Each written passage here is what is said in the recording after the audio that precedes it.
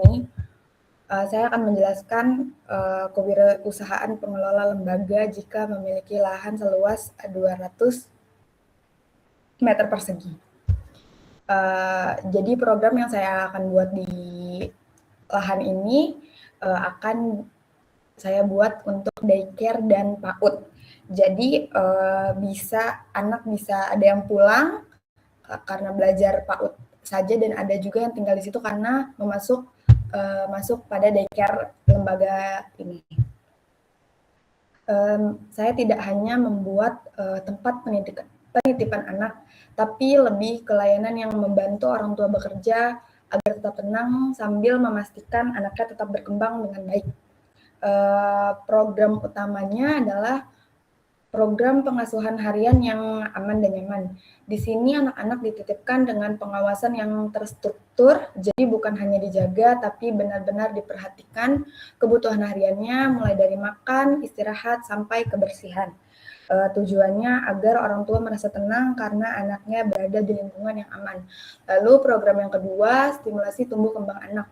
Anak-anak akan diajak melakukan berbagai aktivitas yang sesuai dengan usianya masing-masing, seperti bermain edukatif, belajar sederhana, interaksi sosial dengan teman, dan kegiatan motorik. Jadi walaupun di daycare, anak-anak tetap belajar dan berkembang, bukan hanya menunggu dijemput oleh orang tuanya. Lalu program yang ketiga adalah pembiasaan nilai Islami. Karena konsep PAUD dan daycare saya Islami, anak-anak akan kami biasakan dengan hal-hal sederhana seperti doa-doa harian, sopan santun, dan kebiasaan yang baik, serta surah pendek akan kami biasakan untuk membaca di setiap harinya. Lalu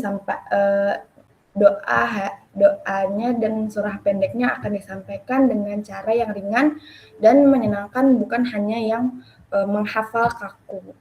Lalu program yang keempat, fleksibilitas waktu untuk orang tua. Daycare ini dibuat juga untuk keluarga muda yang bekerja. Jadi waktu penitipan lebih fleksibel. Orang tua bisa menyesuaikan dengan jam kerja mereka sehingga lebih praktis dan membantu kehidupan sehari-hari. Lalu program yang kelima, komunikasi dan transparansi dengan orang tua untuk menjadi kunci dalam membangun kepercayaan. Setiap aktivitas anak akan didokumentasikan dan dikomunikasikan ke orang tua melalui grup WhatsApp daycare dan PAUD Hasanah ini. Misalnya dikirim video-video atau foto-foto kegiatan mereka di setiap harinya. Jadi orang tua tetap bisa melihat kegiatan anaknya walaupun sedang bekerja. Karena ini sangat penting untuk menunjukkan kredibilitas layanan kami. Jadi di daycare dan PAUD ini bukan hanya sebagai tempat penitipan anak, tapi sebagai solusi bagi orang tua muda agar tetap bisa bekerja dengan tenang tanpa mengorbankan tumbuh kembang dan nilai-nilai yang ditanamkan kepada anak. Dan untuk pemasaran daycare ini bisa menggunakan pendekatan yang relatable dan membangun kepercayaan juga, dan bisa melalui pemasaran digital.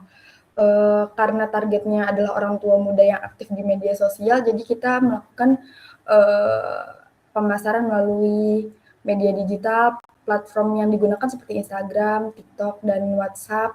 Kontennya juga bukan hanya promosi, tapi lebih ke kehidupan sehari-hari anak di daycare. Misalnya video aktivitas anak, suasana belajar, atau momen lucu mereka. Tujuannya supaya orang tua bisa membayangkan langsung bagaimana lingkungan di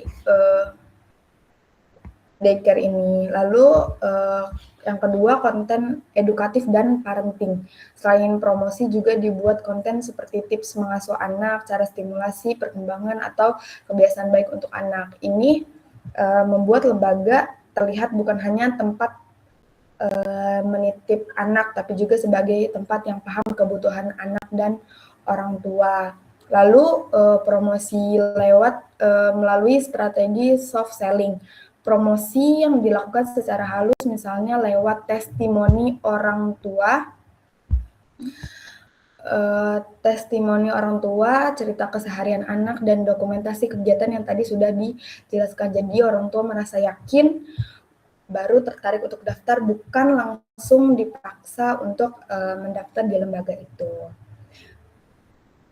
Lalu pemanfaatan komunitas sekitar. Biasanya kan kalau di komplek atau di RT RW juga ada grup WhatsApp-nya, karena di daycare ini lokasinya di perumahan, pemasaran juga dilakukan lewat grup warga dan komunitas langsung, misalnya dengan cara mengenalkan daycare secara santai dan mengundang orang tua untuk datang melihat langsung ke daycare tersebut. Seperti itu. Lalu program promosi awalnya untuk menarik pendaftar pertama digunakan strategi seperti diskon pendaftaran batch pertama atau program ajak teman biasanya. Jadi kalau mengajak teman untuk daftar di situ dapat potongan harga untuk daftar. Lalu program promosi yang ke-6, open house dan trial class. Orang tua bisa datang langsung melihat tempat dan mencoba layanan ini. Ini penting karena keputusan memilih daycare atau tempat belajar anak biasanya butuh kepercayaan tinggi, jadi harus melihat langsung dan merasakannya langsung. Seperti itu dari saya. Mohon maaf jika banyak kurangnya. Saya mohon maaf. Sekian dari saya. Terima kasih.